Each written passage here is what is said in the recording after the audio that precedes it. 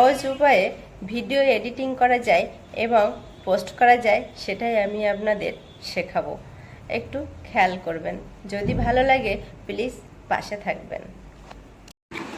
আমি গ্যালারিতে এলাম, এখান থেকে আমি একটা ভিডিও চয়েস করে নিলাম, এই ভিডিওটা নিয়ে নিলাম।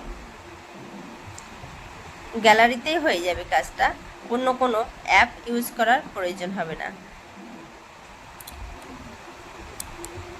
এখানে আমার ভিডিওটা চলে এসেছে, ঠিক এইভাবে আপনারা করে নেবেন। ভিডিওটা আসার পরে এখান থেকে আমি কেটে নেব, যতটা পরিমাণ আমার প্রয়োজন ততটা পরিমাণে আমি রেখে কেটে নেব।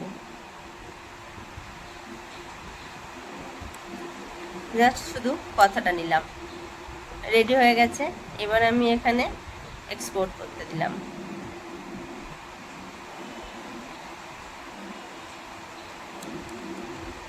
রেডি। এবার আপনি